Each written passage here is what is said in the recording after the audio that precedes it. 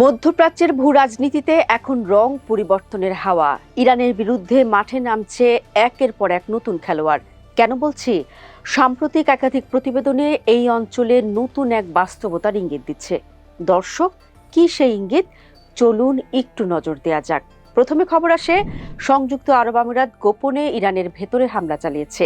এরপর আন্তর্জাতিক গণমাধ্যমে উঠে আসে আরও বিস্ফোরক দাবি।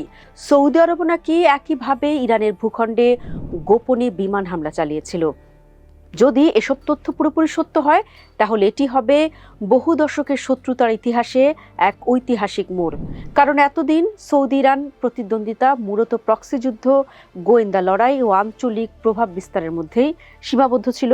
এবার প্রথমবারের মতো সরাসরি ইরানের মাটিতে সৌদি হামলার অভিযোগ উঠল। প্রশ্ন হচ্ছে, কেন এমন পদক্ষেপ নিতে পারে সৌদি আরব, আর এর ফলে মধ্যপ্রাচ্যের রাজনীতিতে কি ধরনের পরিবর্তন আসতে পারে? দর্শক, আন্তর্জাতিক সংবাদ সংস্থা রয়টার্সের এক প্রতিবেদনে দাবি করা হয়েছে, মার্চ মাসের শেষ দিকে সৌদি বিমান বাহিনী ইরানের ভেতরে কয়েকটি গোপনে প্রতিশোধমূলক হামলা চালায়। একজন কর্মকর্তা জানান, সৌদি আরবের উপর হওয়া হামলার পাল্টা জবাব বা টিট ফর ট্যাট হিসেবে ইরানে এই অভিযান চালানো হয়। তবে হামলার সুনির্দিষ্ট লক্ষ্যবস্তু কি ছিল তা নিশ্চিত করা সম্ভব হয়নি। প্রতিবেদনে দুজন পশ্চিমা কর্মকর্তা এবং দুজন ইরানি কর্মকর্তার বরাত দেওয়া হয়। তবে সৌদি সরকার আনুষ্ঠানিকভাবে হামলার কথা স্বীকার করেনি। তারা কেবল বলছে, মধ্যপ্রাচ্যকে অস্থিতিশীল করে এমন যে কোনো পদক্ষেপের বিরুদ্ধে তারা আত্মরক্ষার অধিকার রাখে। অন্যদিকে ইরানও সরাসরি অস্বীকার বা স্বীকার কোনোটিই করেনি।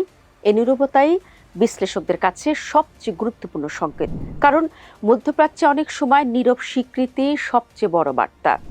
দর্শক, আমেরিকার সঙ্গে গভীর সামরিক সম্পর্ক থাকা সৌদি আরব দীর্ঘ সময় ধরে নিরাপত্তার জন্য ওয়াশিংটনের উপর নির্ভরশীল ছিল। তবে ইরানের উপর ইসরায়েল ও আমেরিকার আগ্রাসনের পর 10 সপ্তাহের যুদ্ধের মধ্যে এমন হামলা হয়েছে যা মার্কিন নিরাপত্তা ছাতাকেও দুর্বল করিয়েছে। এই হামলা মধ্যপ্রাচ্যের সংঘাত আরও বড় পরিসরে হওয়ার ইঙ্গিত দিচ্ছে। 28 ফেব্রুয়ারি যুক্তরাষ্ট্র ইসরায়েল ইরানের উপর বিমান হামলা চালানোর পর শুরু হওয়া যুদ্ধ ধীরে ধীরে পুরো অঞ্চলে ছড়িয়ে যায়।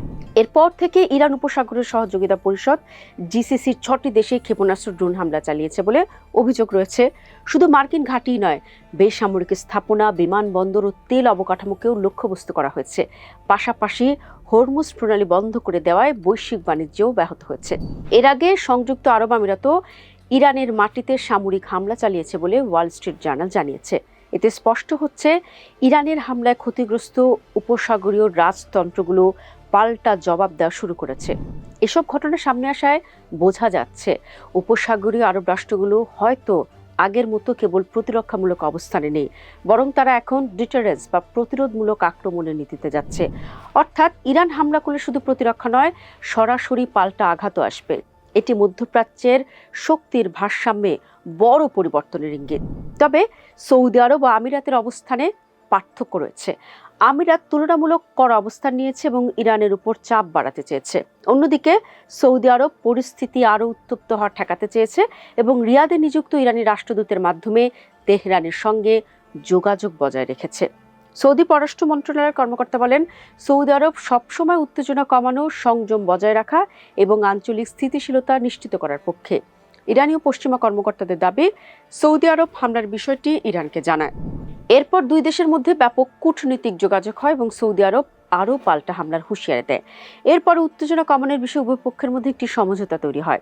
দীর্ঘদিনের প্রতিদ্বন্দ্বী ইরান ও সৌদি আরব মধ্যপ্রাচ্যের প্রধান শিয়া ও সুন্নি শক্তি বিভিন্ন আঞ্চলিক সংঘাতে বিপরীত পক্ষকে সমর্থন দিয়ে এসেছে। তবে 2023 সালে চীনের মধ্যস্থতায় দুই দেশের মধ্যে সম্পর্ক পুনঃস্থাপিত হয়। এর অংশ হিসেবে ইয়েমেনে ইরান সমর্থিত প্রতিরোধ গোষ্ঠী ও সৌদি আরবের মধ্যে যুদ্ধবিরতিও কার্যকর রয়েছে।